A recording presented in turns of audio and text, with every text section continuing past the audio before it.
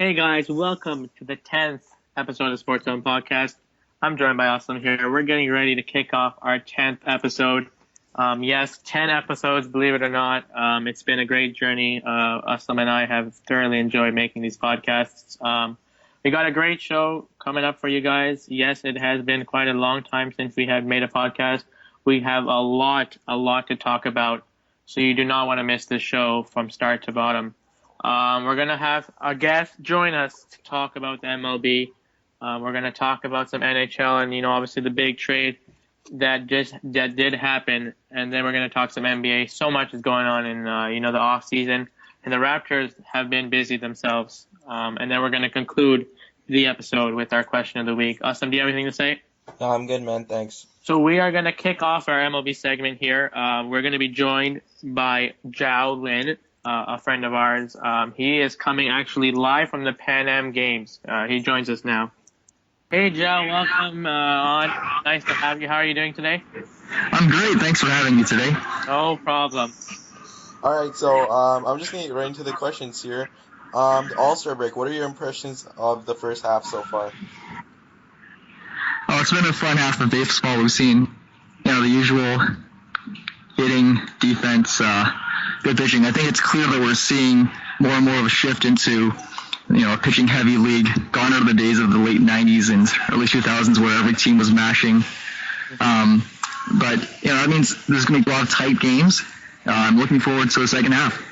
For sure. I think you said it right there. I think the offense is absolutely crazy. But, you look at the Blue Jays, still, they're generally speaking, a 500 baseball team. Obviously not good enough, and obviously going to have to make some moves coming up. Oh, definitely. Yeah, so obviously the Jays just heading into the All-Star break now, finishing up their series with Kansas City. They had that long 11-game winning streak, and now they, this road trip hasn't been too pretty. What can you attribute to this recent slip for the Blue Jays? What we're seeing is all season long they've been losing the close games. Part of that has to do with their bullpen, which just doesn't seem to be able to hold leads late. Mm-hmm. Part of it is just it's just dumb luck. Yeah. Baseball is as much luck as it is skill, unfortunately, in a lot of ways. And you can't control which day you choose to score 10 runs and which day you choose to score 2. Yeah. And just now we saw them lose 11-10. Yeah. The pitching's not going to give up 11 runs every day, and it just happens that this team, they've got a great run differential, and it's just not working out for them in terms of scoring just enough to win and pitching just enough to win. Yeah, it's quite interesting to watch the Jays. It's I think I would call it a matter of inconsistency, because you see games when the Jays win by 13, 14 runs, they keep scoring runs they don't need to, and then when they're down by one, you just said it, they can't score that one run, and it's it's I guess I don't know if this has been an issue with the Blue Jays in the past. I don't know really much, but it's really interesting to see. I don't know how they're gonna change it going into the second half. Well, I think every time a batter goes up to the plate, he's trying to get on base, trying to get a hit, and it's no different when you're up by 6 than when you're down by 1. You're always trying not to make an out. Mm-hmm. So the times like today when you see them score 10 and still lose, yeah. You can't just ask them to will out an extra 2 runs that they need to win the game. Mm-hmm. It just happened that the pitching wasn't good enough today. The defense really wasn't either. And I think the defense, as much as the pitching has been an issue of late, costing them some really key runs in key situations here. Good point. So the big concern with the Jays, like you said, is the pitching, and their bullpen has been an issue. Do you think they're going to make a move? Who are some players you think that they can target on the trade market? And do you think one move is enough, or is it a bigger problem? I think they've got to make a move. At this point, Anthopoulos, he has to know that he's already gone all in. He made the trades with the Marlins a couple years ago, and then the Mets. Donaldson trade just this offseason. He's really gutted their farm system really deeply, to the point that they've got to win now. Mm-hmm. So once you've set yourself back with the prospects, you've seen Syndergaard already come up for the Mets. Darno, they looked really good. And those could have been players that could help them out. And once you've already sacrificed that future, and your window of winning is now, you see, Bautista, Encarnacion, Reyes even getting old. It's win now or never. So I think they're pretty much forced to make some big moves. I agree with you there. I think you're right about Bautista and Edwin. Maybe one more year left with them, one more year there. And, you look at the Blue Jays, absolutely the best offense in the league. I mean, it's not even close with any other team that can put up the numbers like the Blue Jays do. And if you talk about, if you look at this playoff drought that the Blue Jays have, and you can say, if you look back at the end of this year and say that the Blue Jays didn't make it because they didn't acquire one or two key starting pitchers, I would be shocked. Oh, and Anthopoulos took a lot of heat last year from his players because he didn't make a move. And I think what happened, he came out and said that the moves that were on the table would have involved players on the MLB roster, and the players might not have been so happy to see some of themselves be traded. Exactly. I know Joe and I have talked about this, and you were at the Blue Jays game with us. We were talking about Jeff Samardzija and how he's having a rough year himself. I think that the Jays might consider targeting him. What do you think, Joe? Do you think that's a reasonable person to go after? Yeah, his peripherals don't look that bad. I haven't looked at it exactly, but I remember his strikeouts to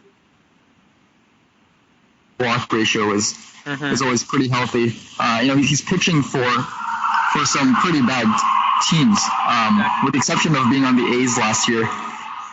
He's been a good player for some really bad teams. Exactly. So he's definitely a good target to go after. I believe he's on the last year of his contract. Is that correct? I do not know, to be honest, but I definitely agree with you. I think that the Blue Jays are going to have to make a move. I think he's someone that should be on the radar. I'm not too sure what the asking price, maybe a cost or something like that. But yeah, absolutely. And I think the Blue Jays can't forget about the bullpen, because it'd be a shame to, get this starting pitching and then just end up losing again. And I think, whether it has to be Papelbon or Clippard, I think it's going to have to be done. I think with the bullpen, you've got to be careful because it's easy to overvalue late inning relievers at this time. Absolutely. Over the course of the next half season, they're only going to pitch maybe 30, 40 at most innings, which is, a total of about 3 or 4 games, really. And versus a starting pitcher who might, rack up another 80 to 100 innings if they're good. So it's easy to go overboard on a reliever. I'd see them making more of a splash in terms of starting pitching, because that's where their depth really is lacking. I agree. I think you're absolutely right there. Obviously, I guess, just watching the Royals this weekend, it's just amazing to see how a bullpen that's so powerful can just shut down teams. And, you look at the Blue Jays, the starters, even if they're inconsistent, I mean, if they can give you even 6 innings, and if you can call your bullpen and know that you for certain that they can shut it down, I think that's a big help. Oh, yeah. I think if any move gets made, expect something unexpected. Exactly. Like, Anthopoulos is the guy who went out and he's targeted players that other organizations have valued for their skills, but for whatever reason, not like their character. You see, that was the case with the Escobar trade, with the Colby Rasmus trade, even potentially the Brett Laurie trade when they traded Markham to get Laurie, and then they traded Laurie away to get Josh Donaldson. He was one of the few pieces. And I think a lot of other GMs were saying, I didn't know Donaldson was on the trade market. Exactly. A guy who was the second best player in the American League after Mike Trout over the last few seasons. Well, with years of control on his contract. Look for something unexpected like that to happen again. Okay. That's been Alex Anthopoulos' MO. Yeah. Well, I mean, you guys were talking about trades. Who are some players on the Blue Jays that are in their system you think would be untouchable in trades? I don't think anyone's untouchable at this point. I think, Anthopoulos has shown that players that have been fan favorites, like Laurie, are available to be moved. He's already traded their top prospects in the past, like Syndergaard, right? Nicolino. There's no one at this point who's going to be untouchable, I think. if the right move is there to be had, it's going to be made. Yeah, I agree. I think that I maybe if I had to put an untouchable other than Donaldson, I would say Hoffman is probably our best guy that we can possibly offer. I think that teams are definitely going to be interested in him. I think teams might also be interested in players like Pilar or Travis who have, proved that they're still young and they proved that they can perform at the big level. So, I mean, we'll see. Yeah, those players, though, they would open up big holes. Mm-hmm, exactly. Take like Travis from second base. You got Goins to fill in, and he's shown that he's a pretty good backup player, but not an everyday player. And Pilar, he's provided really great defense in center field. That's really made up for a lot of other holes on their defense. For sure. I think you're right. They're going to have to be creative. You don't want to create one hole and then open another hole, and it can get really ugly. But you're right. I think Anthopoulos will be creative. Yeah, and it's clear that their one surplus is in the first base DH role, where once Michael Saunders comes back, then you've got nowhere to put Colabello. You can't put him in left field. You got Smoke and Encarnacion sharing first base and DH. And John Gibbons likes using Navarro at DH. He likes resting Donaldson every few days, putting Valencia at third. Mm-hmm. That's going to be the area of surplus where if the Blue Jays had their way, they would trade one of those three players, Smoke, Encarnacion, or Colabello. I absolutely agree. I think Greg Johnson mentioned that he would think that it's got to go, but I mean it's so hard to imagine one of these guys leaving their team, but we'll have to see for sure. So, Joe, obviously there's so many teams right now, and I guess obviously All-Star break are coming up now, but so many teams are really close in their divisions. No one's really taken a big lead in their respective divisions. I mean, you look at the AL East, for example. You have the Orioles, the Jays, the Red Sox. I mean, the Yankees. And, they're all competing for the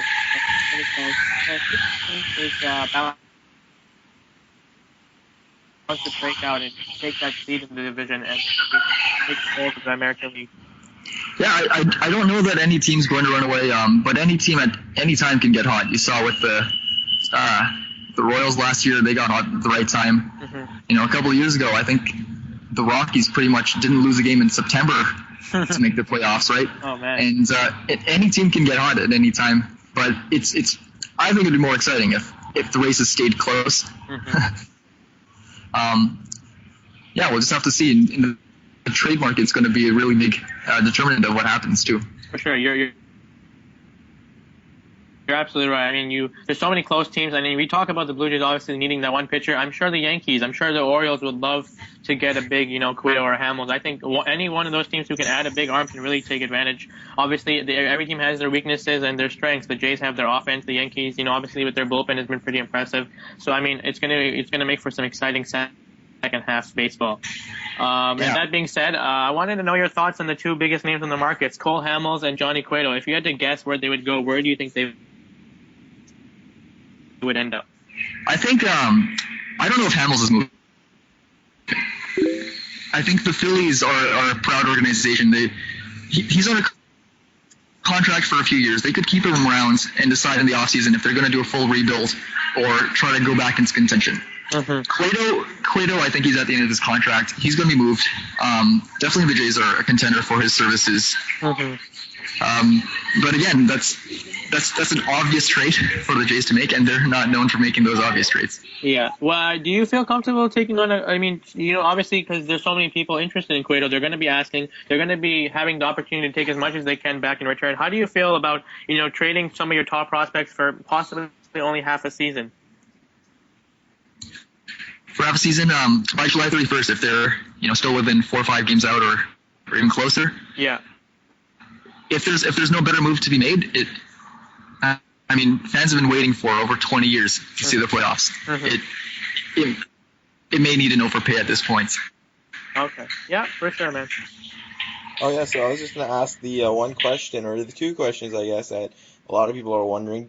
Do the Jays make the playoffs this season, and is Kansas City the best team?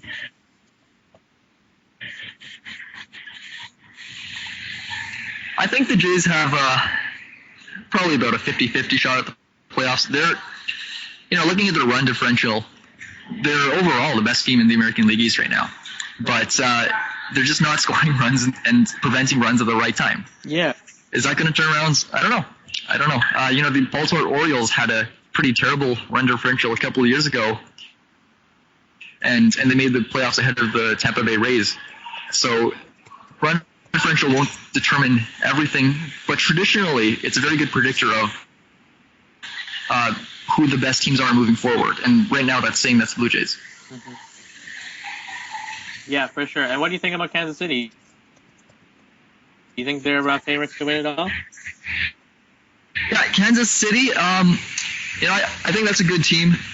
They're definitely the favorites to win the Central. Mm-hmm. Once you get into the playoffs, it's a coin flip. Any team can move on. It's such a small sample size every playoff series. That's why baseball this season you play 162.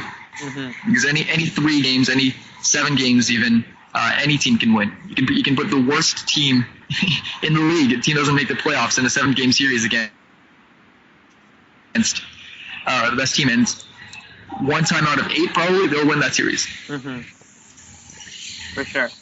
So now, obviously, every week we have a question of the week, and this week's question is about the trade that did or did not happen and how to take up, respective leagues. So obviously, with the theme of baseball here, I wanted to ask you with our hometown Blue Jays. Obviously, this past offseason, with Paul Beeson's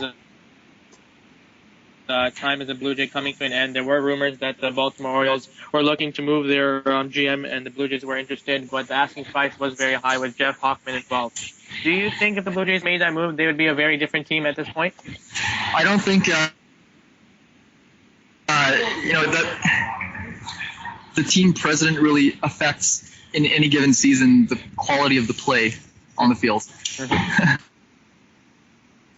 So I don't think they would be a different team this year if that had happened.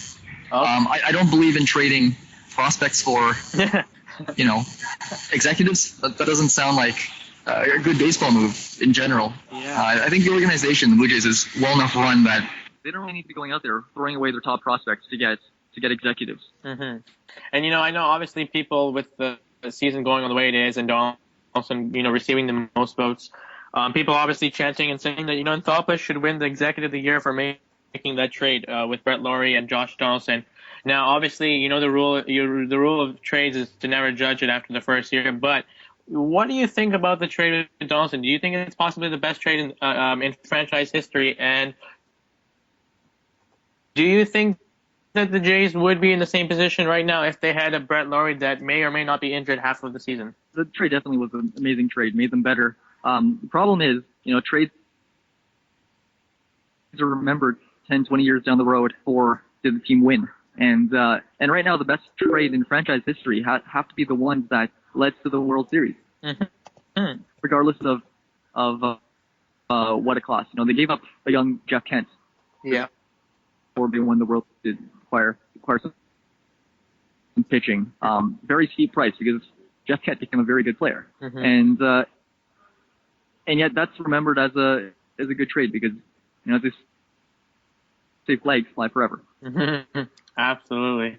Well, Joe, thank you so much. I know. Obviously, you're coming to us live from the Pan Am Games, but thank you for making the time for us. We really do appreciate it, and we'll hope to have you on. And go Blue Jays. Take care, guys. Thanks for having me. Thank you. So a great MLB segment there. We just finished talking. Thanks again, Joe, for joining us. So we're now going to move on to the NHL. I know, Aslam, you have thoroughly enjoyed the off season, whatever it has been of so far. And, flashback to July 1st, you and I, obviously, along with Joe, were at the Toronto Blue Jays Canada game. And, the news broke. Obviously, we found out, and I was there to witness your reaction, the Phil Kessel trade. Obviously, at the time when it first happened, you and I both expected it to happen.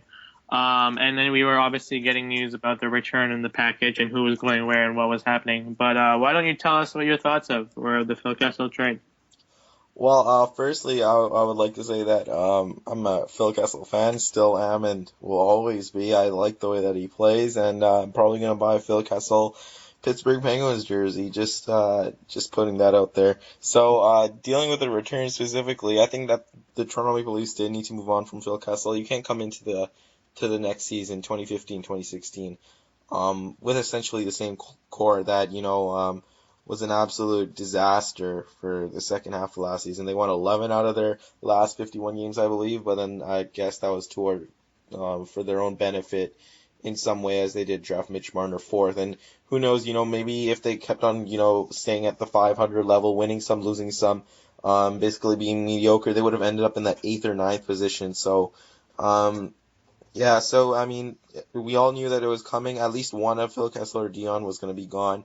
I think that Dion is going to stay now. We'll talk about that a little bit later. But speaking specifically about the return, Kasperi Kapanen comes the other way. He could be a top 6 forward. He's looking to prove a lot of people wrong in the NHL just because he was drafted 22nd overall. He has a tremendous amount of skill, a good skater.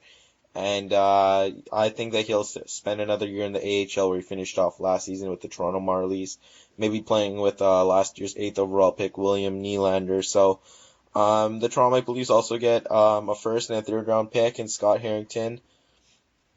Scott Harrington should be a decent defender. He should make the NHL. He's a steady presence on the back end, and who knows what that first round pick and that third round pick is going to be. But judging by Mark Hunter's draft from 2 weeks ago, I'm really excited about gaining another first round pick just because of what they did in the draft and who they drafted 2 weeks ago. So the Toronto Maple Leafs do end up sending back the second round pick that they gained in the Winnick trade back to Pittsburgh. That's a little bit disappointing, and they retained $1.2 million, which is a bit. So the verdict is still going to be out there for a little while. If it helps the Toronto Maple Leafs rebuild, I think that they win anyways, but obviously the Pittsburgh Penguins are the winners in the short term. For sure, and I mean, you said it. You're going to buy a Kessel jersey. I can just only imagine how that jersey will look in their alternate light blue color there. I'm sure it will look nice. And obviously, you and I obviously talked about off air that we're obviously not too sure about what other teams are offering. We're not GMs. We don't know what the market was like. Obviously, Kessel is still a primetime player, and I mean, obviously in the future, maybe we'll look back and say that maybe the Leafs could have got a bigger return. But the bigger question here is that I wanted to ask you is, what do you think about this possible combination of Sidney Crosby and Phil Kessel? Are they a serious threat in the NHL? Oh, well, I mean, that's kind of an easy question to answer. I mean, Sidney Crosby, the best center in the NHL. Phil Kessel went from Tyler Bozak passing him the puck to the best center in the NHL and one of the best centers of all time in Sidney Crosby. So I think that it's going to be a win-win situation for Phil Kessel, whether he plays with Evgeny Malkin or Sidney Crosby. But I just can't help to think of that power play with Phil Kessel. He's going to be playing on that left-hand side along the boards. Sidney Crosby likely up in the slot, and then Evgeny Malkin on the right-hand side with Chris Letang on the right. It's just, I think that's the potential to be the best power play unit. It should be the best power play unit in the NHL. And furthermore, what I look forward to more than the 5-on-5 play with Sidney Crosby and Phil Kessel, I mean, the NHL is going to implement 3-on-3 overtime, and I just can't imagine a line of Malkin, Crosby, Kessel, or Crosby, Kessel, Letang. It's just going to be an absolute show to watch. It's going to be speed, skill. It's going to be everything you want in hockey. So it's going to be really exciting to see them play together, and I can't wait. So a couple of podcasts ago, Austin, we were talking about the Blackhawks. Obviously, they're a dynasty and all, but you talked about their core of Taves and Kane and how that an issue of financial flexibility would be arising. So obviously, just recently, Blackhawks traded Patrick Sharp to the Dallas Stars. What are your thoughts about that trade? Well, I think we're going to look back on this and say that the Chicago Blackhawks did not get enough for Patrick Sharp just because he has won 3 Stanley Cups with the Hawks, and he brings that two-way play. He's a good two-way player. He can shoot the puck. And they got Trevor Daley in return, who's a decent offensive defenseman, but he was absolutely disastrous last year in his own zone. So I don't know how he's going to fit in Chicago. It's going to be interesting to see, but I think for sure Dallas's forward core is one of the best, definitely top 3 in the NHL with Spezza, Nichushkin coming back, Sagan, Ben, and Patrick Sharp, obviously. I think he's going to play on the second line with Spezza there. So it's going to be very interesting to see what happens in Dallas, and it's going to be more interesting to see if Chicago can keep up what they've been doing in the past couple of seasons with the losses of Brendan Saad and Patrick Sharp, and maybe even Johnny Oduya. So it's going to be really interesting to see what happens. For sure, man.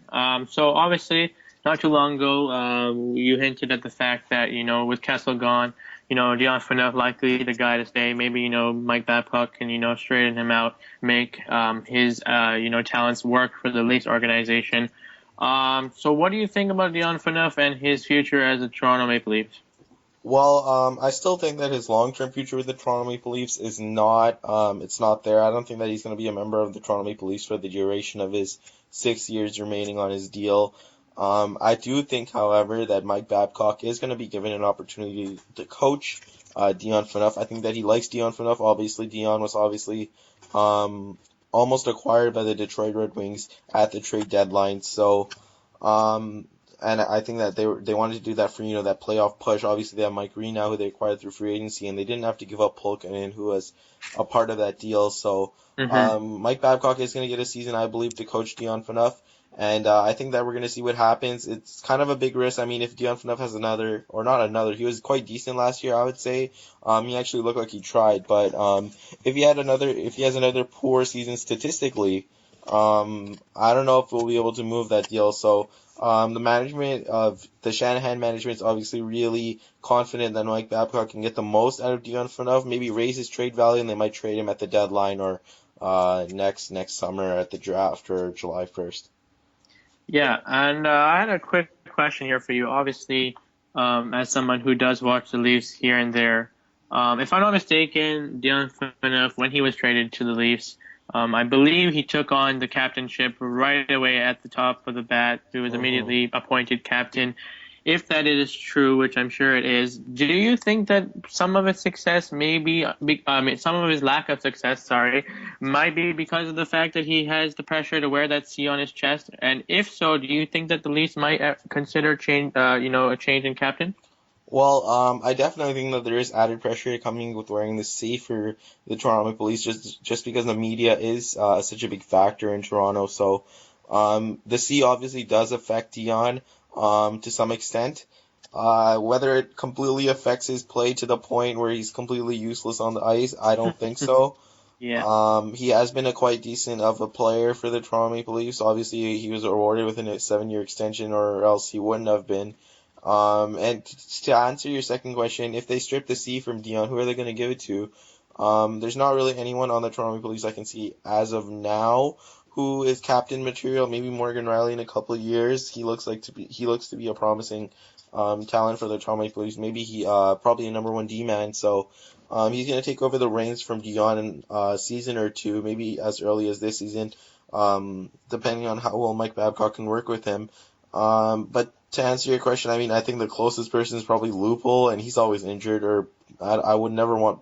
I don't think I would want Bozak as my captain. So Dion is still the best option. I think that another option that they could go with is three alternates instead of one captain, or Hmm. something similar to what they do in Montreal, where Pacioretty, Subban, Markov are all assistant captains. I believe Plekanec as well. So I think that Dion remains as the C. It'll be interesting to see what happens long term. Marner has great leadership abilities from everyone. From everything I read about him in the OHL for the London Knights, so maybe he's another captain candidate down the road. But I don't see a captain on the roster as of now. Absolutely. Good point you made there. So now back to the trade talk. Another trade that just occurred not too long ago. TJ Oshie obviously got traded to the Washington Capitals. What are your thoughts about that? Well, GM Doug Armstrong, obviously, he signed Tarasenko to that massive extension. And that's just, I mean, they needed to keep Tarasenko. They obviously wanted to shake up their core. It hasn't been getting it done. It hasn't been getting anything done for them. They obviously got out in the first round to the Minnesota Wild. So they really wanted to shake up their core. They kept Tarasenko, which was a smart move. I mean, he's an elite goal scorer in the NHL, probably top five. And basically, TG Oshie was the odd man out. He's a good two-way player. It's going to be interesting to see what the Capitals do with him. Will he play alongside Ovi, or they obviously had Justin Williams as well. They added him on July 1st. Two good additions on that right-hand side for the Washington Capitals, so they're going to be a team to watch in the upcoming season. Absolutely. So for those of you guys who don't know, and for those who do know, who do follow us regularly, on social media websites and our YouTube channel would know that not too long ago, Aslam has released an article, Talking about the prospects around the league, prospect systems for all the teams. After obviously the Phil Kessel trade with the Pittsburgh Penguins, obviously dealing some of their top prospects to Toronto. Obviously, Austin, you did a very good job. It's over 4,000 views already. So, I wanted to ask you a little bit about your article. And for those who haven't read your article, who are some of the prospects in the NHL for in general, not only the Leafs, who fans should watch out for, and who I mean, especially with this season that's upcoming soon, that which prospects that are going to become household names that people are going to start hearing about, who are going to be making huge impacts for their clubs, other than obviously McDavid and Eichel. Oh, well, I don't know exactly which prospects will likely make the jump to the NHL, but I think I have a decent idea. I think for the Winnipeg Jets, I think Nick Ehlers is a strong candidate to start the season with the Winnipeg Jets. I have them ranked second in my prospect pool rankings behind the Edmonton Oilers, so you can check that out. Nick Ehlers is just a really fast, speedy player. I compare him to like a Pavel Bure type player, stylistically, of course. Mm-hmm. He absolutely tore up the QMJHL with the Halifax Mooseheads. He has terrific puck skills, terrific vision, an elite skater, really fast. I mean, there's a clip where, he switches the handness of his stick, so while he's skating at full speed. So that's Wow. practically unheard of in the NHL. I mean, you're basically switching from a righty to a lefty in a matter of milliseconds. So that's insane. I mean, he has some sick hands. Other than that, I mean, Noah Hannafin just signed an entry-level deal. Obviously, the 5th overall pick in the 2015 draft. He just signed a deal with the Carolina Hurricanes, so he's likely to start the season in the NHL, I believe. Someone else that you could look for is Dylan Larkin from the Detroit Red Wings, someone who went 15th overall last 2 seasons ago, I believe, 2014 draft, 15th overall. He had a terrific season, I believe, at the University of Michigan in the United States, and I mean, he should not have gone 15th in that draft. Looking back on it now, he's arguably a top 5 talent, and Detroit just has a knack of finding, these elite players while still making the playoffs, and that's how they continue to move on from their dynasty. Finally, I think I'm going to give you one more, and that might be Sam Bennett of the Calgary Flames. We saw him at the end of last season, did terrific in the playoffs as an 18-year-old, and Sam is ready to make the jump into the NHL. I don't see him going back to junior. There's nothing really he can prove there as of now. So Sam Bennett's going to be another one to watch in Calgary. For sure. You always do an excellent job, especially when it comes to, looking at prospects. I think you really have, a talent of, really looking deep into systems, seeing which teams are going to be doing well, which, maybe some of the prospects that aren't going to pan out to be, as good as they are. And obviously, not too many episodes ago, we saw your in-depth draft analysis. Continue to impress me, Aslam. But, one more thing here. Obviously, we talked about the prospects. Maybe we can take a look at the Toronto Maple Leafs. Obviously, according to your article, and I'm pretty sure I agree with you, the Leafs do not have they have a good prospect system, but it's not the best, which everyone obviously strives for and is definitely important. So obviously the Leafs are in this rebuild that they're going to be going through for the next couple of years. What is the most positive thing that you can take out of this Leafs prospect system? Well, I have them ranked actually 6th in my prospect pool rankings, which is very good. Considering where they were 2 seasons ago with Frederic Gauthier as their top prospect. So they've definitely come a long way. And I look at the two-headed monster of William Nylander and Mitch Marner, 2 very elite prospects, and there's just been a recent report of William Nylander. Obviously, he was drafted around 170 pounds, and the reason why he fell in that draft to 8th overall, he was a top 3 talent at the beginning of the draft. The Leafs picked him up at 8. The only real concern about his game was that he was a little bit weak. Looks like he's going to be pushing 100. He was 190 pounds at the end of the season. He could be 195 to 197 pounds at the beginning of next season, while being around 6 feet tall. So I don't see any real weaknesses in his game anymore. Maybe working on a little bit of the defensive side of the game, but he's going to get a full season, as Kyle Dubas confirmed in the NHL as a top line center. And then obviously Mitch Marner, the second head of the monster per se. I know my brother's a big fan of Mitch Marner, watching him in London. He's a Max Domi fan, so Mitch Marner is a terrific prospect from what my brother watched and from what I've read online and just from the clips that I've seen, he's just a perfect prospect in my eyes. Except for the size. Other than the size, he really has no weaknesses in his game. I mean, the only knock on him is that he's a bit small. He's around 5'11" and 160 pounds right now, but he has that elite speed, he has that elite shot, and he has that elite vision that make him a dynamic force in at any level. So I think he goes back to London. I mean, I did mention in the article he put up high. I mean, this is something that not a lot of people know is that he put up a higher draft year points per game average than Steven Stamkos, John Tavares, Tyler Seguin, Taylor Hall. Wow.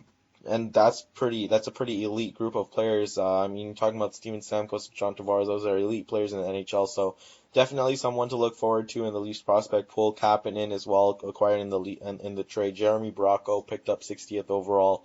Travis Dermott, their second round pick. So the future's definitely bright in Toronto. Absolutely. Well, I mean, obviously, if you rank them sixth, they're not number one. So, I mean, it can be all positives, obviously, with the Leaf system. So you just talked about the good. Maybe, well, what are some of the, bad and ugly aspects, if I may ask, about the Leaf system that, maybe some things that they lack or some things that you would like to see them work on in the coming years? Mm-hmm.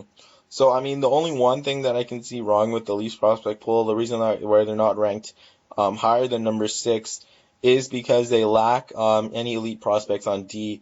Their top D prospect, I argue, is Stuart Percy. It could be Travis Dermott, depending on how he plays next season, drafted in the second round, as I said. But Stuart Percy looked good in the small stint he had at the beginning of last season with the Toronto Marlies, then struggled. With the Toronto Maple Leafs, then struggled for the rest of the season with injuries, consistency issues down in the AHL. So, he's a former first round pick. I believe it was 22nd overall. So we're gonna see what happens with him this season. If he's gonna start the season with the Toronto Maple Leafs or back in the AHL to try and regain some of his form. But the Leafs definitely need a top ND prospect in the system to be considered, a top five pool for sure. And one player I look forward to is a recently drafted player in the 2015 draft, someone that people may not have their eyes on. It's a defenseman by the name of Jesper Lindgren. He is a Swedish defenseman, shoots right-handed.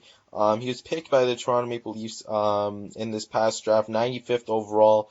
And who he compares himself to is actually Erik Karlsson, who is obviously, he's won 3 Norris trophies, or is it 2 Norris trophies, by the age of 23. And he's one of the elite franchise cornerstone type players in the NHL, obviously for the Ottawa Senators. So if he can become anything close to Erik Karlsson, I think Leafs fans, I mean, that's a diamond in the rough right there. He has such an elite blend of skill, speed, and acceleration. And he has a knack for creating plays. He's a power play specialist. So if he can become that dynamic offensive threat, I mean, for a 4th round pick, I think it's great value for the Leafs. But they definitely need to add some elite talent on the back end. For sure. And, one more quick question here. Do you think the Leafs might address their goalie situation? Obviously, we don't know about the goalie situation right now with Bernier looking for a multi-year deal. But do you think that, obviously other teams have, some top maybe goalie prospects. Do you think the Leafs are going to address that in the coming years? I think that it's something that they should definitely look forward to. I mean, Antoine Bibeau is the top goalie prospect for Toronto. He's not an elite prospect in Andrei Vasilevsky by any means. So, they're definitely going to need to work on drafting a number one goalie in the system, and I think that next year they're probably going to look towards doing that. I don't think that they really liked any of the goaltending prospects in this year's draft, so why waste a pick on someone you don't really like? I think they're gonna put that off till next year. So moving on to the NBA now, obviously, Aslam, it has been a really, really busy NBA offseason. A lot of players, switching teams, some surprises, some things that we may have not expected, especially when it came to, off-season signings. A lot of players were re-signing as we expected, but some interesting moves nevertheless. So obviously last episode we were talking about the draft and, the whole DeMarcus Cousins saga. Obviously a lot has happened, and I was hoping, we could play a little rapid fire here. For sure. Which I will kick off. So, obviously no particular order. We're just going to go over some of the moves that have happened. including the Raptors ones, which we will talk about in a little while. But first move here that interested me, I want to know your thoughts on Noah Vonleh. He was traded to the Portland Trailblazers for Nicholas Batum. Obviously, Batum, he is, he's a quality three player. He can really shoot the rock. I liked him and Wesley, with that, Portland Trailblazers duo over there with Lillard and Aldridge. What do you think about that? Obviously, Vonleh, he's still very young. I think he still has a lot of potential. What do you think of that trade? Oh well, I think that the Trailblazers. I don't know why they actually traded Nicholas Batum. Obviously, I mean losing LaMarcus Aldridge, they might be going a rebuild direction. But I mean I think Nicholas Batum is kind of an underrated player. I mean he's a terrific defender, a good 3-point shooter. So it was a little bit surprising to see him go. I think Noah Vonleh definitely excited to look forward to him in the future. I think he's only 19 years old. So I think definitely the Charlotte Hornets were not really high on him, or else they wouldn't have traded him. They picked him ninth overall last year, so it's going to be interesting to see what he does in Portland. Maybe with the spotlight off LaMarcus Aldridge at that number 4 position, maybe he can come in and steal some spotlight there. Um, so I just wanted to ask you, what do you think about some of the recent re-signings? Uh, Kawhi Leonard, Goran Dragic, obviously back to the Heat. Draymond Green to the Warriors. Brandon Knight, Marc Gasol, Kevin Love, Jimmy Butler, Damian Lillard, obviously signing that max deal.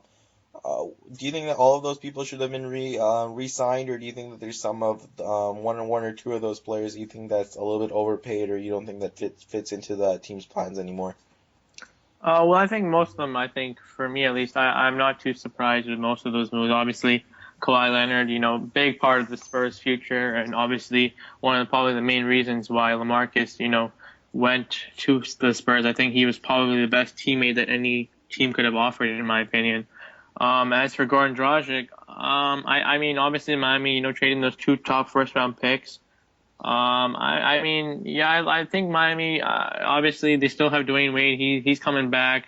Danny Green, I think Draymond Green as well. I think both of those were expected.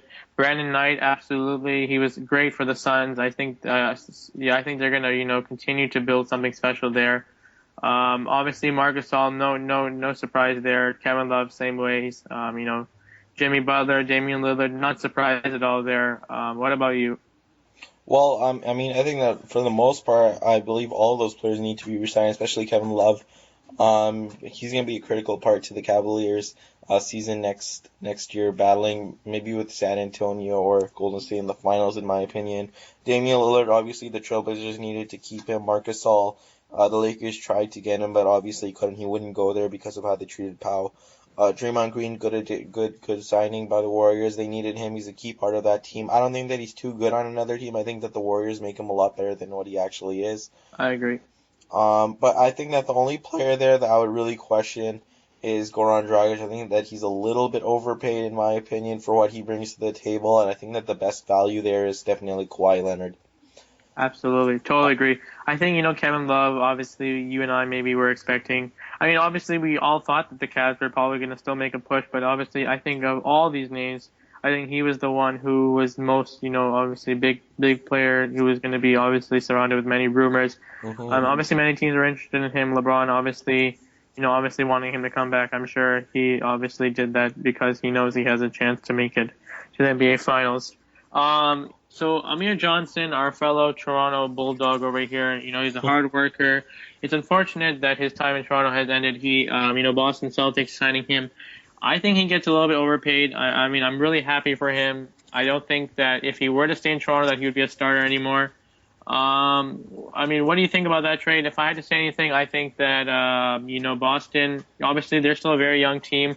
I think that he'll be good for them. Like I said, overpaid, but I think when you look at it at the end of the day, he gave everything he had to the Raptors, especially in the playoffs. Obviously, maybe not what he wanted and what he hoped for the Raptors, but I know when he comes back to the ACC next season, I think he might be getting one of the biggest ovations in the Raptors history. Well, I definitely agree that he's overpaid. But we saw that, he did add that 3-point shot to the end of his Raptors tenure. I think that adds a different dimension to his game. I think that he still is a little bit of a weak rebounder and not the greatest defender in the world. I'm sure you'll agree with me on that. Agreed. Um, I don't know where he fits in on Boston, maybe as a power forward and then David Lee at center. But it's definitely a good pickup for Amir, and I definitely agree that, he's going to get that standing ovation when he comes to the ACC. He was a fan favorite here after all. So I just wanted to ask you about Monte Ellis. He's going over to Indiana. What do you think of the move and what Larry Bird did there? So Monte Ellis obviously heading to Indiana there. I'm a little bit surprised. I thought maybe another team would be more interested in his talents. I know you maybe had mentioned that he might be a sixth man depending on where he goes. I think it's a good fit for Indiana. Playing with Paul George should be nice. Carrying that scoring option now that Hibbert is gone as well. I think he'll be in their backcourt there. I was hoping for maybe Stephen Curry, Monte Ellis reunion. I guess it didn't really work out. What do you think? Yeah, man. I think he'll be a good fit in Indiana. I think that he's going to be a starter rather than playing off the bench, and I think that he's going to provide a good scoring touch. It's going to be interesting to see how his body holds up with obviously him getting a little bit older. For And sure. there's a lot of mileage on his body for sure. So, Tiago Splitter obviously got traded to Atlanta. What do you think about that? I'm a little bit surprised. Obviously, Atlanta, they kept Millsap, they kept Horford. So, I mean, I guess it's more off the bench. I think he's a good guy coming off the bench. He was starting in Sacramento. I don't know if I would, San sorry, not Antonio. Sacramento, San Antonio, Yeah, sorry. no Sacramento is worries. just such a bad organization. That's why I'm talking about them. He was starting in San Antonio. But I mean, I don't see him starting on many other teams, to be honest. He's going to give you his rebounds and I'm not too sure how good his post game is, but I think that's more of helping their bench more than anything. Yeah, for sure. I think that he's more of a capable starter. So, to have him coming off the bench will definitely be a big advantage. I think his talent is a little bit wasted coming off the bench. Actually prefer him to Jonas Valanciunas right now, as of now. Tiago Splitter is a really good defensive center, and he's going to do work in Atlanta for sure. But I wouldn't be surprised if he moves on again, maybe to a starting role somewhere. Yeah. So moving on here, Rajon Rondo, I don't know what ended up happening there in Dallas. Not the end he wanted. I mean, if you asked me a couple of years ago, he was probably he was headlining, the free agent list this year. He ended up getting about 10 million. Sacramento, obviously, a really messed up organization. They're just looking for anything that can help them and help DeMarcus Cousins be happy. He signs there. What do you think about that? It's just a really weird fit to me. I think that they should have kept Isaiah Thomas, to be honest with you. I think hmm he's better than Rajon Rondo, to be honest. So it's a little bit shocking, but um, I really don't understand all of Sacramento's moves in the first place. So it's another puzzling one to me. I think you're right. Definitely confused there. But if you ask me, maybe Rondo, he didn't get along with the management. Carlisle in Dallas. But yeah, in Dallas. But I think that maybe if he can turn it around, he is a pass first point guard. You do have some scorers there in Sacramento, and I think maybe for some reason he can turn around his career. I don't think many other teams were going to take a chance on him. I was thinking maybe the Lakers, but we shall see what happens. Yeah, sounds good, man. So, we're gonna move on to Bismack Biyombo, the big defensive center coming to Toronto. I actually like the move. He's a good rim protector, and that's something that we didn't have last year. What do you think? Yeah, I totally agree. I think he's going to be a really good addition to our team. I'm not too sure if he was starting when he was in Charlotte, and I'm not too sure, for that matter, if he's going to be starting here in Toronto. Obviously, there's still probably many more moves to come, but I really do like this acquisition by free agent signing by Ujiri and the Raptors. I think that he's going to be very solid off the bench. I think he'll complement Patterson really well. Patterson also plays the same position, but Patterson obviously has developed a 3-point shot and he can score more. And I think Biyombo will be nice off the bench. I'm not too sure if Hansbrough and those guys are still there. Yeah, man, sounds good. So, well, I don't really like Tyler Hansbrough. I think he's quite bad. So, Yeah, anyways, moving on. Yeah, David West. I know we had talked about him on air, off air, whatever. I thought maybe he would come to the Raptors, get that veteran experience. He left Indiana. He opted out. The Spurs signed him. I'm pretty sure he's off the bench. What do you seeing there? Well, I actually thought that he was going to come to the Raptors, to be honest, or I wanted him to come to the Raptors anyway. I think that he's more than capable of being a starting player, even at his age. Mm-hmm. Pretty good offensively, decent defensively. He can rebound the rock. He's going to do work in San Antonio for sure. Off the bench, it's a really good option for San Antonio and Coach Greg Popovich. He's probably going to be backing up LaMarcus Aldridge, I believe. Mm-hmm. So he should do a good job there. I mean, that's a really strong bench that they have there now. Mm-hmm. Yep. So anyways, moving on. We are going to talk about David Lee for Wallace, and this is kind of a weird move for Golden State, in my opinion. I mean, I like David Lee. I don't know what Gerald Wallace. I mean, he's not that good of a player in my opinion anymore. I mean, he's gonna ride the bench and celebrate once in a while when his team scores, but I don't see him doing anything much more than that, to be honest. What do you think? Well, I think it's a case of two ugly contracts. I mean, if you look at David Lee, I don't know what happened to him. He, ever since he came back from that New York deal, I mean, he was a really, really good, pivotal player for the Warriors there. Obviously, he dealt with some injuries. He never found himself again. I guess I'm happy for him that he, won the championship. He had a little bit of an impact there in the end of that series against the Cavs. I think, if he can find himself, I think it'll be nice for Boston to have him. I really don't know why Gerald Wallace is coming to the Golden State. He is pretty much useless. I don't even know if he is going to even play at all.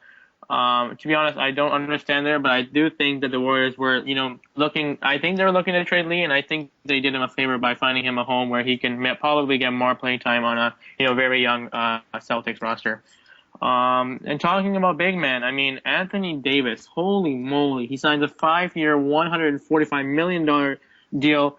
I want to hear your reaction here, but before I say anything, I need to ask you. He signs this deal for 5 years, max money.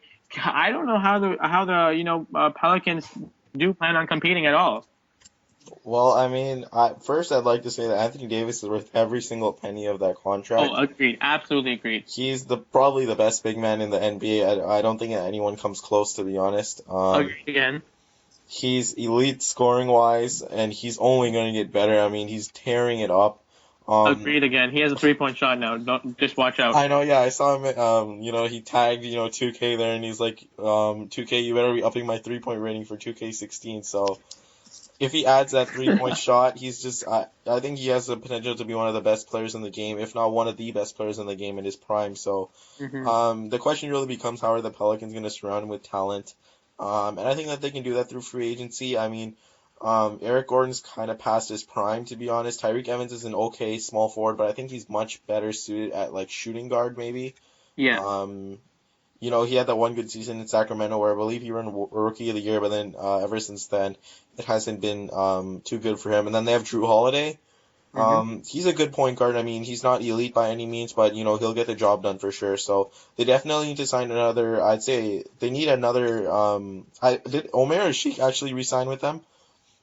I'm not too sure exactly. Because if they have Omer Sheik, I think they need someone good backing up Anthony Davis. I think they need another small forward, and I think they need a better point guard. And then they can really challenge in the West. I mean, last year in the playoffs, Anthony Davis, you could really see he was trying to do it all by himself. But, I mean, you can only do so much by yourself. So those are my thoughts on Anthony Davis. What about you?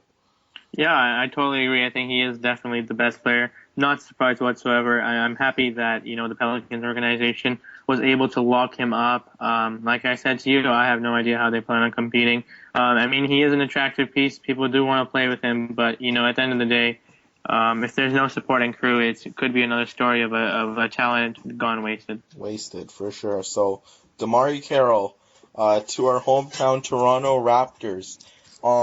Obviously, I think the most interesting thing about this whole thing, about this whole situation, this whole signing, is that Masai Ujiri actually cut DeMarre Carroll back in Denver. And then he said, in his press conference, I watched a bit of it, he said that was a really big mistake when he cut him back in Denver, I believe he cut him. So He had a good couple seasons in Atlanta. He comes over here, and what he said is that he's gonna do whatever Coach Casey wants him to do. He's gonna be the one grinding it out on defense. He's gonna be the one shutting down LeBron or those types of players. He can play the four, but he's more suited to the three. He's elite defensively, and he can chip in offensively. He has a good 3-point shot, but he's definitely not a DeMar DeRozan or a Kyle Lowry on offense. That's for sure. What do you think? Are you there? But yeah, I mean, this was the exact same time when Phil Kessel got traded. We were at the Blue Jays, obviously. Blue Jays. And there's a lot to say about this deal. Let me first off saying that I heard that press conference as well. And he obviously said that the Raptors when because obviously let me just say that we obviously know Carroll was definitely a top name on the free agent market. A lot of teams wanted him. I know the Lakers are very interested in him.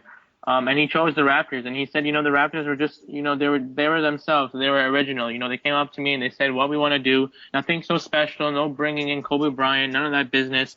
I think he liked what the Raptors had to offer. He has a very good story. Dwayne Casey is a defensive coach. I think he's going to work really well, under Dwayne Casey's system, hopefully. And we often talk about defense. And obviously the Raptors were definitely willing to spend money to get that defense when other teams probably aren't willing to pay that much more for it. I think it's going to really help the Raptors team. It's going to, obviously Ross heads to the bench. You and I know that he is absolutely really mad right now. He's going around town telling people that he's getting out of here on the next plane out. He is so mad right now. But I really love this move by the Raptors. I think we're gonna really love watching him play for the Raptors. Oh, he's absolutely cheesed for sure. So, the DeAndre Jordan saga.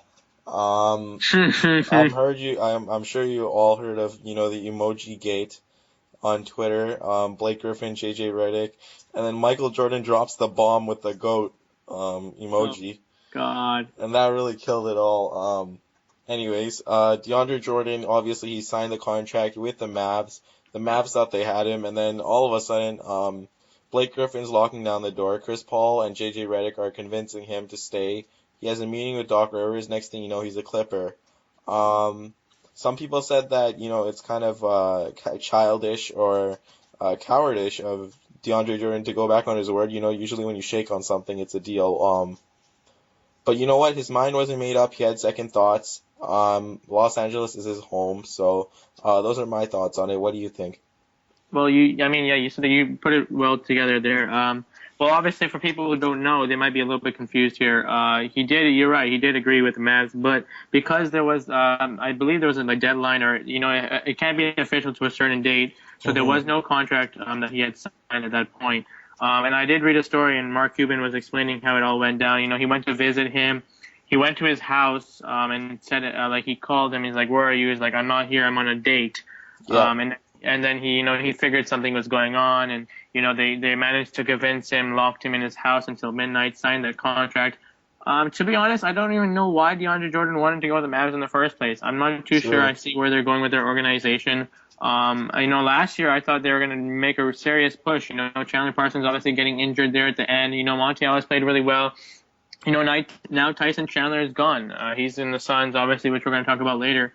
But what I think about it, I think that Mark Cuban did a good job of attracting him. I think he lives that billionaire lifestyle. He probably treats his future players like billionaires. He probably really encouraged him to come there. But at the end of the day, you look at the Clippers. You look at the Clippers roster. You see a good group of guys there. Chris Paul and company. You got Paul Pierce now, and I think he's going to be a big player for the Clippers.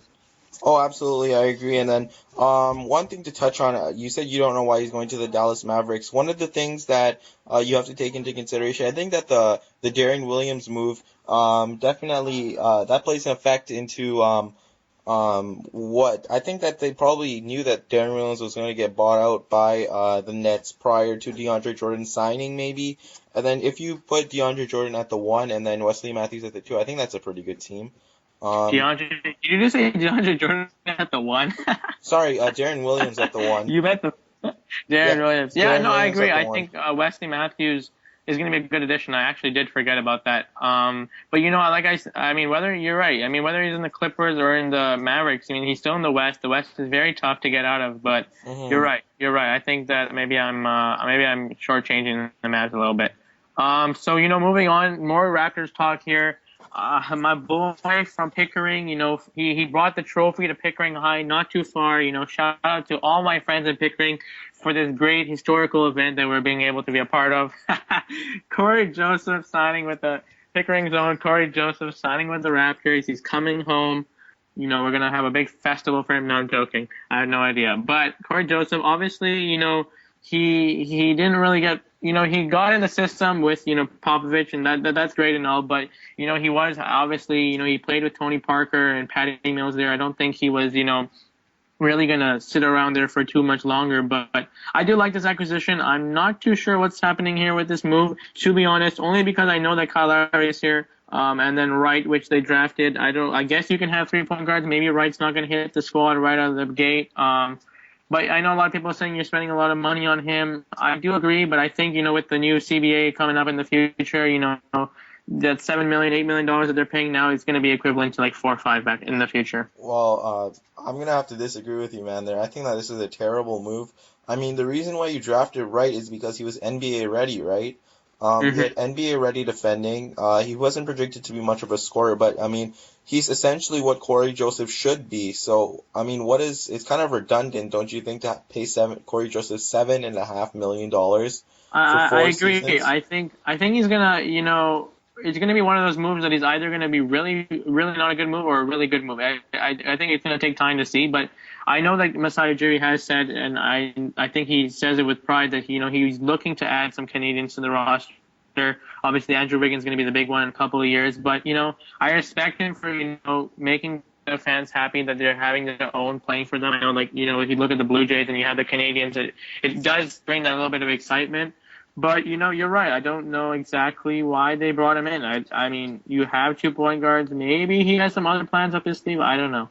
Well, one thing I like to say is that they didn't even offer Lou Williams a contract, and coming off the season that he had, I think that that's a huge mistake. I think I'd rather pay Lou Williams $7 million for 3 seasons rather than pay $7.5 million times 4 seasons for Corey Joseph. I just think that, I mean, Lou Williams, 15.5 points per game off the bench. Who's going to replace those, that scoring touch? Even Grievous Vasquez, I mean, he was a very good scorer. We're definitely gonna be losing a lot of offense with Grievous Vasquez and Lou Williams gone. Obviously improving on the defensive end, but I just worry that, all those clutch shots that Lou Williams hit, I think is gonna come around to bite us.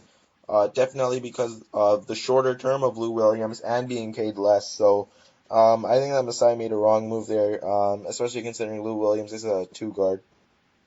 Mm-hmm. Well, the next thing we can talk about is Greg Monroe to the Milwaukee Bucks.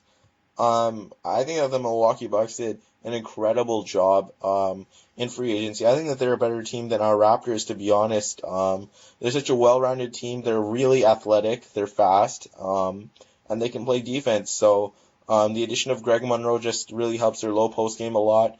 And I think that they should definitely be a lock for the playoffs next season. What do you think? Oh, I absolutely agree. I love this move for the Bucks. I think this is the perfect move for them. I don't know how I mean, yes, they have a young team, but I really thought the Knicks were going to make a serious push for him, and Tobias Harris for that matter. But definitely a great move. I think he's going to suit in really well there. Obviously, in Detroit, just didn't work out there. Playing next to Andre Drummond. A lot of respect for Drummond too, but I mean, Greg Monroe, I'm really happy that he's going to find a home there. And about that Raptors and the Bucks team, I think it's pretty close. I mean, I do like the Bucks rotation more than the Raptors on paper, but it's going to be fun to watch for sure. So moving on, obviously we did touch about this earlier. Tyson Chandler signing with the Suns. Obviously he's a veteran now. He's getting a little bit old. He still puts up his decent numbers. Obviously he moved from New York to Dallas, and now he's moving to Phoenix. Phoenix is a very young team.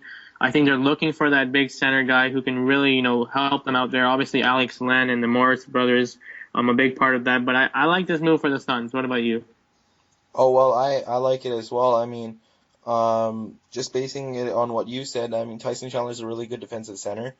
He's not going to produce a lot offensively, but I definitely think he's an upgrade over the center position for the Suns, and I think that's going to be something that Dallas misses. I think that they let him go just because they thought that DeAndre Jordan was coming to Dallas, so I don't know how they're gonna deal with their center situation there.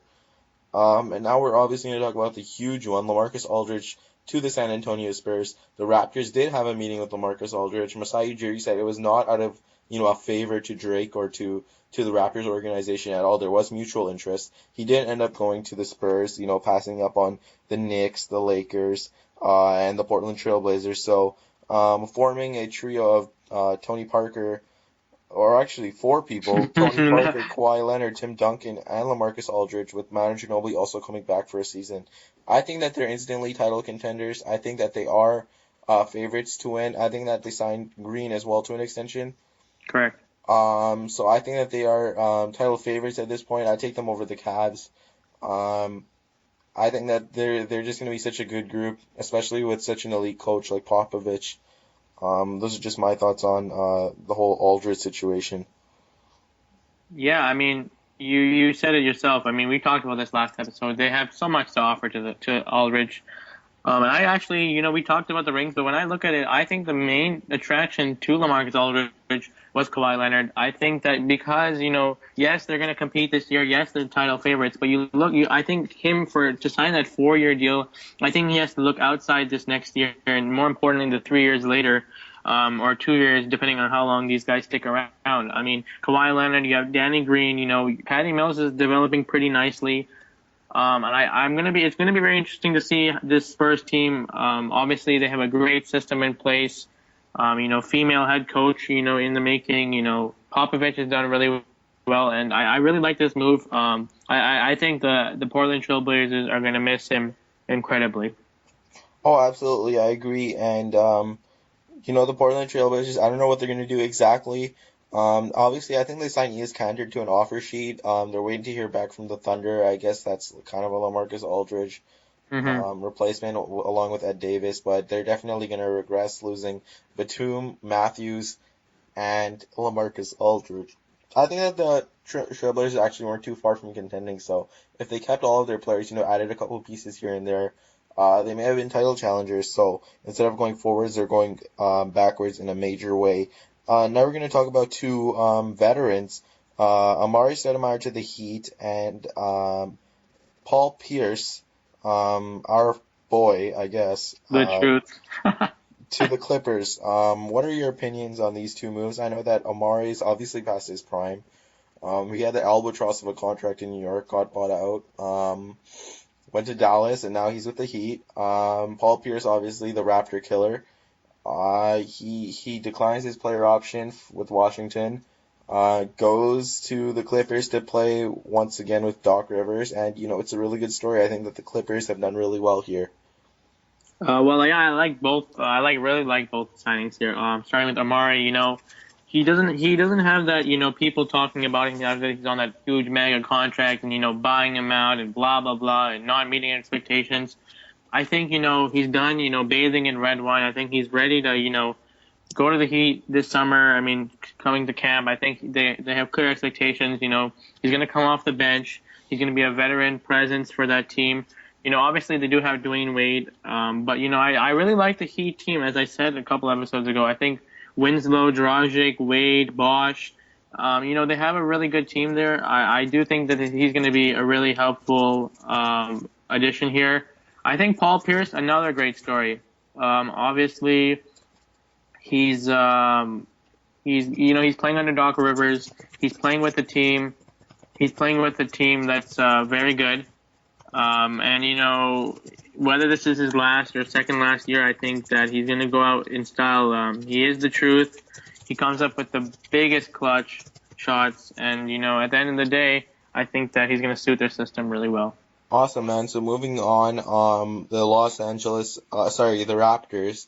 Do you think that they're ready to compete now? Obviously, with the additions of DeMar Carroll, Bismack Biyombo, Corey Joseph, and Wright, just as examples. Do you think that they're ready to compete, or do you think that they're still far away from competing for a championship, or do you think that they're more of a two and done kind of team in the playoffs or even a one and done? I mean, it's hard to say. Obviously, we hope that they are a better team. But you did lose quite a few. You lost some talent. You lost Lou Williams. You lost Grievous Vasquez, right? And I mean, you have to think about whether the Raptors' moves are. I mean, I don't think the Raptors are done their moves. So I mean, yet to say that they're ready to compete yet, I guess maybe it's hard to say.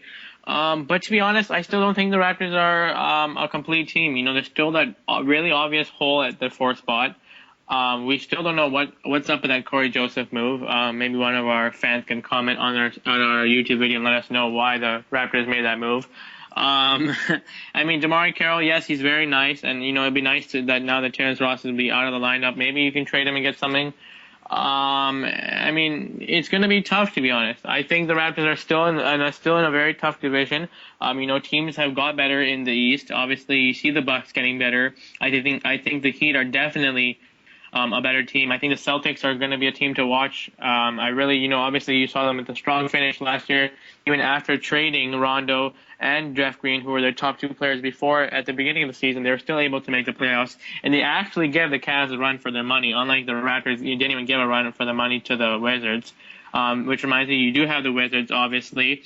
I mean, you obviously have Charlotte. I'm not too sure if they're going to be the top there, but and then you got to forget the Bulls, right? So I mean, the Raptors, this better not be the end of it. I think they're going to need to take some more moves. I do like the moves, but it does look like they're going in a different direction, But at the end of the day, I don't think they're ready to compete with at least the top dogs. Man, I completely agree with what you said. Obviously, we add that defense, but we lose some talent up front on offense. So, two really interesting teams that came into the offseason with a ton of cap space, and we had high expectations for these teams. The New York Knicks and the Los Angeles Lakers. What do you think that these two teams have done well, and who do you think has done worse, and who do you think has done better out of these two teams? Go. So I mean, yeah, we both had really high expectations for these teams, and one thing I learned about this whole Lakers and Knicks in their offseason, I think this whole big market approach maybe isn't as big of a factor as we thought it was going to be. Obviously, Lakers and the New York Knicks were probably tied to all the guys that we were talking about. I mean, LaMarcus Aldridge.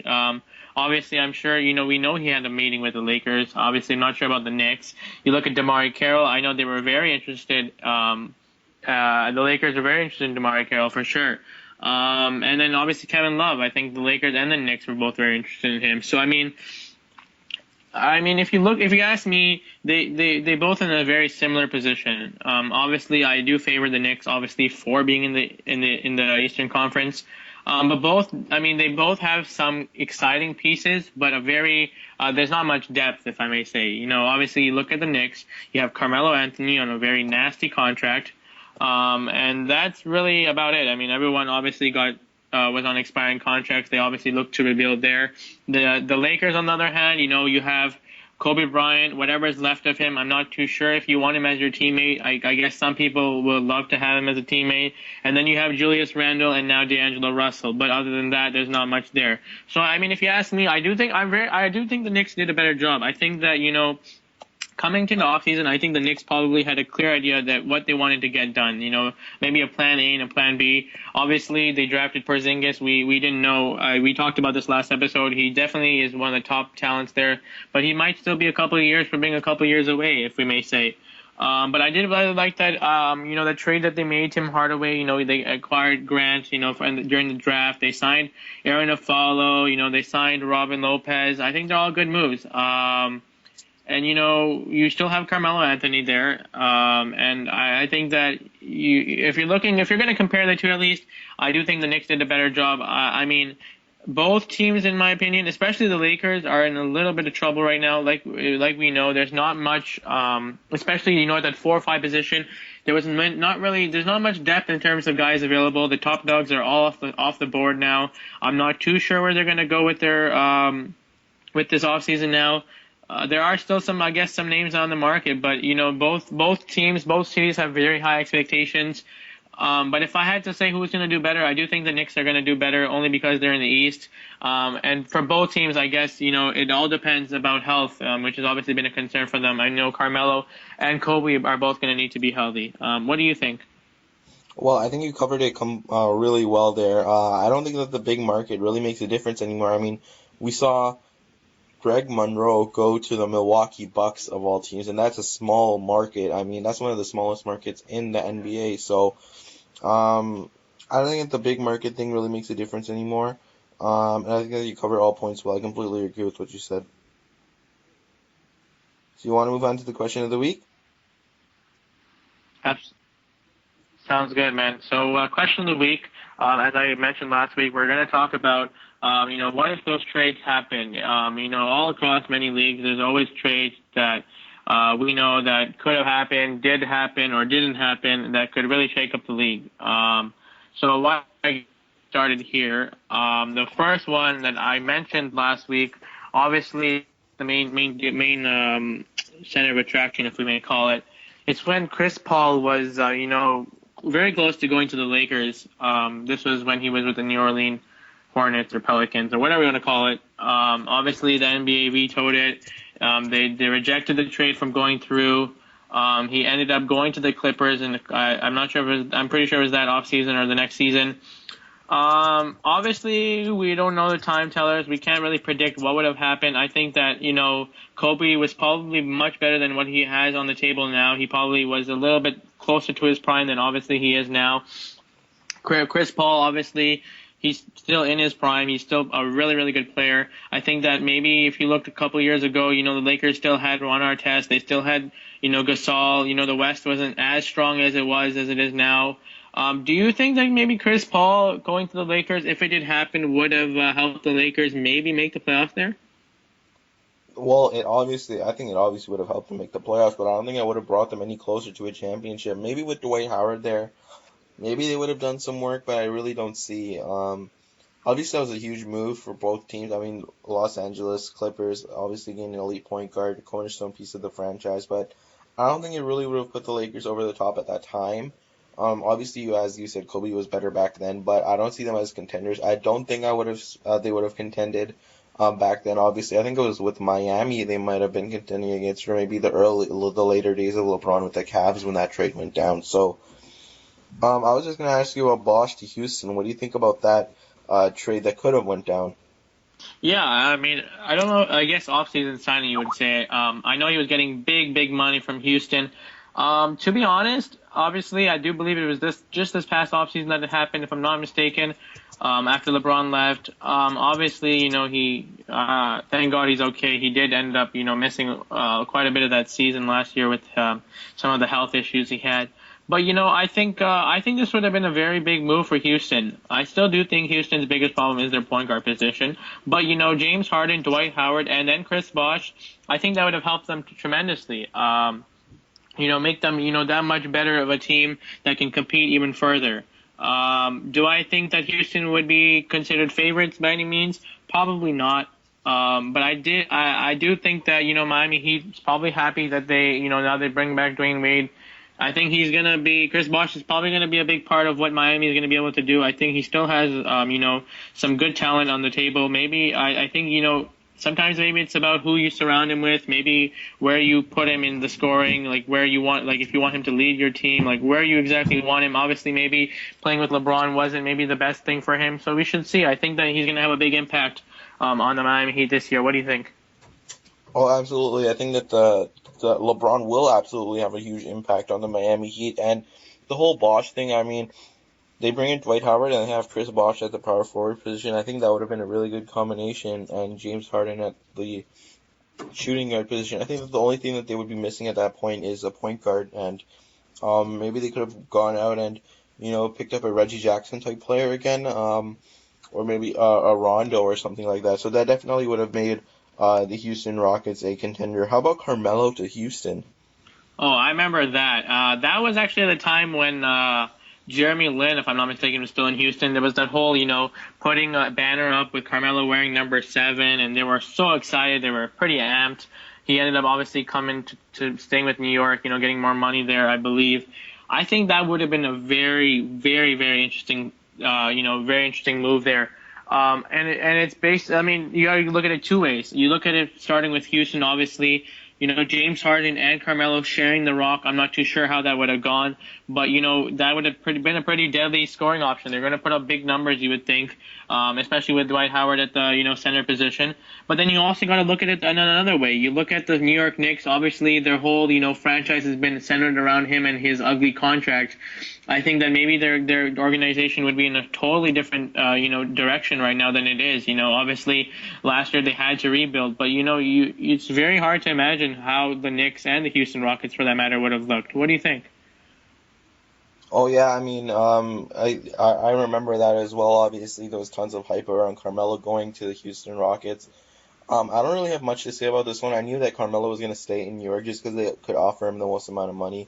And even before that, I mean, Carmelo, apparently he was going home. I think Carmelo was from New York, so I didn't really see him going to Houston. I think it was all based around some hype, I guess. So he definitely would have been a fit in Houston.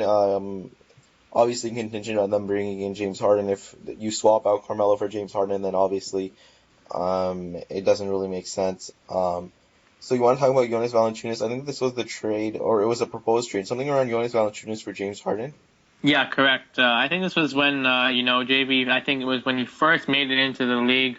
And James Harden, obviously he ended up winning sixth man that year, but he was on his expiring contract. And if I'm not mistaken, I'm pretty sure this is true that that the Raptors were offered James Harden for JV. Obviously, JV at that time obviously probably didn't have much under his belt in the NBA, but enormous potential. And don't get me wrong, he still has a lot of potential. And then you had obviously James Harden, who at that time hadn't become a starter, hadn't really made the real name for himself that he has today. And I don't know if the Raptors had made that deal, and if they were able to keep James Harden, then that would be a whole different story. To be honest, I'm glad they didn't make that trade, but I wanted to know what you think. Well, obviously now that we look back on it, hindsight is 2020, I guess. It's not really fair to go back and say that. Obviously. The Raptors should have made that trade. They're so dumb. They passed up on a legitimate superstar. I don't think he was proven at all, as you said, being a starter at that time. So it was definitely a huge risk for the Raptors, who didn't really want to trade a player like Jonas, who was, just breaking into the league, was showing potential, recent number 5 pick. So I don't think you can blame the Raptors on this one. Obviously, if we look back on it now, you make the trade, no questions asked. But I don't think it's really fair to go back and look back on it now and really blame the Raptors for not making that deal. Yeah, and obviously moving on here, you got the Gasol brothers. Obviously, Pau got swapped for Mark, and I mean, obviously, if you look at this offseason, I'm sure that the Lakers would have loved to have Marc Gasol, or at least sign him this offseason. Don't get me wrong, I did think Pau Gasol did some good work there in LA for the Lakers. Obviously, he did even better this season with the Bulls. But Marc Gasol, he's really made a name for himself. He's a top center in the league. He works really well with Zach Randolph there in the backcourt. I think the Lakers actually regret making this deal. What do you think? Oh, absolutely. But you got to take into consideration at that time that Pau Gasol was traded for Marc Gasol. Pau Gasol was a legitimate superstar, probably the best power forward in the NBA. So I don't think that you can look back on it and say, obviously, the Lakers did terribly here, but definitely in the long run, I think Marc Gasol's tenure with the Memphis Grizzlies was better than Pau's tenure with the Lakers. But Kobe is such a big fan of Pau Gasol. I know even now, he respects him so much. Probably the best passing big man in the NBA. He had a bounce back season with Chicago. We can just see what an amazing talent Pau Gasol is. But Marc Gasol is probably the top center, or if not top 2 center in the NBA. So, I mean, looking back on it now, I'm sure that the Lakers would have kept Marc, but they were in a win now mode at that time, so I can't really blame them. Very good point. So you want to talk about the Cleveland Cavaliers when they got Ben Davis and the 2011 first round pick, which ended up being Kyrie Irving, and the Clippers got Jamario Moon, ex-Raptor, and current Cav Mo Williams. Yeah, I mean, that was when I look back at that, I think that obviously you didn't know that the first round pick would win the lottery and then get Kyrie Irving. But man, oh man, what a bad trade. I mean, Jamario Moon, I mean, what I mean, I don't even think he's in the NBA anymore, if I'm not mistaken. Obviously, I did enjoy him on the Raptors. I do believe he really put some nice dunks down. Mo Williams, he's a decent player. Obviously, no longer in his prime. 2011, maybe he was definitely better. But Baron Davis, obviously, that was towards the end of his career when he was coming to an end there. I guess he did have a good year in Cleveland, if I'm not mistaken. I can't remember too correctly, but obviously that 2011 first round pick, which turned into Kyrie Irving, man, oh man. Oh, absolutely. I think that's probably one of the worst trades I've ever seen. Obviously, it's not really fair to look back on it and say, "Oh my God, how could they give up that first round pick?" But I don't even think the Clippers expected that first round pick to end up being Kyrie Irving. They never would have even considered dealing that pick, or maybe they wouldn't have even acquired Chris Paul. I don't think they had Chris Paul back then, so Yeah. maybe they would have never acquired Chris Paul. Maybe the Lakers would have Chris Paul right now. So this is a huge one for both sides, definitely, and for the Los Angeles Lakers as well, I would argue. So you want to move on to some maybe some Blue Jays stuff? Yeah, so maybe we should, take our turns talking about our teams here. I mean, obviously, Blue Jays, the first thing you think about is the Miami Marlins trade. I'm not going to go too in depth about that. I still think if the Jays make the playoffs this year, that trade will be considered a success.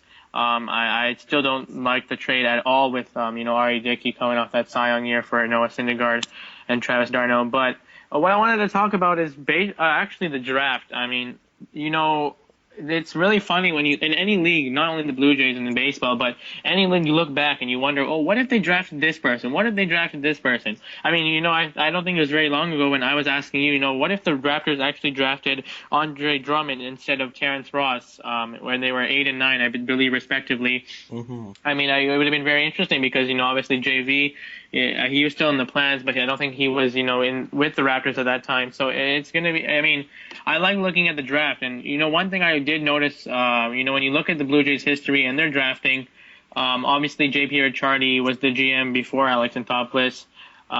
Say what you want about him, but you look at the 2002 draft, for example. The Blue Jays drafted Russ Adams with their fifth pick in the first round, who was actually, if I do remember correctly, sorry, he actually played really good in his rookie year. But ever since then, he really took a down toll. He was never his himself. I don't think he was even an everyday player. And they chose him, over people who ended up becoming the Matt Cain and the Cole Hamels and the Scott Kazmir, as we know of today. So, I mean, and obviously they lost Roy Halladay, so they could have had another ace there. They didn't get that. You look at the 2005 draft, Ricky Romero. I do have a lot of respect for him. He did do a really good job in Toronto when he was healthy. Unfortunately, obviously, he didn't pan out with his injuries. He made a lot of money in AAA for, just sitting around, obviously rehabbing. But, he was an all-star at one point. Now he's a San Francisco Giant, if I'm not mistaken. But they drafted him with their sixth pick, and they passed up on, yes, believe it or not, Troy Tulowitzki, who was the pick right after at number 7, Ouch. and Andrew McCutchen, or Jay Wow. Bruce, or Jacoby Ellsbury. I Ouch. mean, just Ouch. imagine Andrew Ouch. McCutchen or Troy Tulowitzki on the Blue Jays. The Blue Jays never really had a star shortstop in their franchise. Obviously, in the past they did, but they went around with Adams, they went around with Escobar. Now you have Jose Reyes, but they never. I mean, just imagine Troy Tulowitzki, man. Wow. Even Andrew McCutchen. Having him right now with Batista in the outfield, that would be superb. And then obviously the main thing I want to talk about is 2009, which I believe is the biggest bust in Blue Jays history. I might be wrong here, but the Blue Jays had the 20th pick. They took Chad Jenkins. At number 24, the best player in the league got picked, Mike Trout. Obviously, MVP, Chad Jenkins. I don't even know if he's on the Blue Jays right now on their 40-man roster. I guess, people might be saying right now to me that obviously you can't predict the future. Prospects are I know you would know better than me that prospects are those kind of people that, it's so hard to predict, especially when at draft time, right? You don't know if they're going to pan out. There's so many players that, they have the skills, but, they need to develop a lot of things like their hitting or like their defense and pitchers obviously are very valued. So, I mean, I just wanted to bring those up because I mean, I can't imagine having an outfield of McCutcheon, outfield with Trout, an outfield with Batista as it is. Then you have an infield with, Troy Tulowitzki, and you have a rotation with, Cole Hamels. I just can't imagine, looking back, and I have to admit, it's a little bit hilarious for me to look back at it. What do you have in the? I mean, obviously, maybe looking at the NHL, maybe the Leafs specifically. I'm not too sure. What comes to your mind when you look at some of the trades that did or did not happen? Well, firstly, I'd like to start off on one that's, not really Toronto specific, but it's Montreal specific. And there were multiple reports that the Canadiens GM, I think it was Bob Gainey at the time, Mm-hmm. nearly traded Carey Price, Max Pacioretty, and PK Subban for Vincent Lecavalier, Wow. who's an absolutely terrible player right now, but was pretty good in his prime. And I think that the thing that really broke down this trade is actually Vincent Lecavalier, who was a Lightning at the time, declined the trade. I think he had a no movement clause. So, if not for Vinny Lecavalier, the Montreal Canadiens would probably have Vinny Lecavalier playing on the third or fourth line. Probably not even in the lineup. He's that bad right now. So, I mean, those are three franchise-changing pieces. Imagine that Tampa team with those three pieces. It would be absolutely incredible. Oh man, and Stamkos. Oh, absolutely, yeah. So, Toronto one specifically I want to talk about is Brian Burke. Actually, there were multiple reports that he was interested in John Tavares. Everyone knew that he wanted to get John Tavares, and the price apparently was the eighth overall pick, which turned Mm-hmm. out to be Nazem Kadri, and Luke Shen, who ended up being traded for James Van Riemsdyk in one of the best trades for the Toronto Maple Leafs in recent memory, who was a fifth overall pick. So Brian Burke actually declined that trade when it was offered to him by the Islanders. Looking back on it now, obviously we would love John Tavares, outstanding player, probably top five in the NHL. Kadri is a good number two center, lower end number one center, and Luke Shen's basically hot garbage. But JVR is Yeah. pretty good. JVR is definitely a first line player. So if they would have kept, since they kept Kadri and Shen, I guess you can say Shen instead of JVR. It's pretty bad looking back on it. But they also had a second chance to do it when Tampa Bay offered them the same package apparently for Victor Hedman, who is also a good player and it's actually might be even comparable to John Tavares in terms of value. So that's a pretty bad one for the Leafs. Another one I can think of recently, which was actually last season, was Cody Franzen for Josh Georges from the Montreal Canadiens. Now, the thing that Mm-hmm. makes this bad is that this trade almost happened, if not for Josh Georges, who vetoed the deal with his no movement clause and ended up going to Buffalo instead of Toronto. And the thing is that Cody Franzen played an absolutely amazing season with the Maple Leafs up until the trade deadline, and he got traded for a first-round pick in the Mike Santorelli deal. Mm-hmm. So I mean, because Josh Georges declined that trade, the Toronto Maple Leafs ended up getting a first round pick for Franzen instead of Georges, who isn't worth nowhere close to a first round pick. So Mm-hmm. I guess it's a good thing, sometimes these trades, it's actually a good thing that they don't happen, and the Price and Franzen trade are just two examples. So that's all I got for trades that haven't happened. For sure. I think that was a fun segment. I mean, we often don't think about this specifically, but it's crazy. There's so many moves that obviously happen, and if you look at just one move could even shake up the league enormously. Like even if looking at LeBron, like imagine if he didn't sign with the Cavaliers in the offseason or whatnot. I mean, especially when it comes to big names, their decisions. There's so many teams that want them, and choosing one or another could have a big impact. But yeah, definitely fun doing that. Next week we're going to be talking a little bit of an interesting topic, but we are going to give our opinions on the best and the worst logos in sports, in respective sports being baseball, hockey, basketball, and even other sports like soccer. But that'll be for next week. Do you have anything else to say, Austin, here? No, I'm good, man. This was an amazing episode. It was definitely a lot of fun to do. Absolutely. And, great episode. Thank you again to Joe for joining us, giving us your time from the Pan Am Games. Definitely fun talking baseball with you there.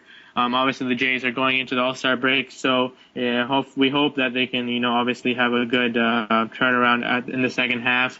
It was nice talking some hockey as usual, and obviously we had a lot to talk about in NBA. There's a lot of moves that have went down since our last podcast. But once again, thanks everyone for your support. Be sure to follow us on Twitter if you're not doing so already. Subscribe to our YouTube channel. And we'll be back with another episode soon. So for Austin and I, we want to thank you, and we hope you have a wonderful day and a wonderful week ahead. Peace.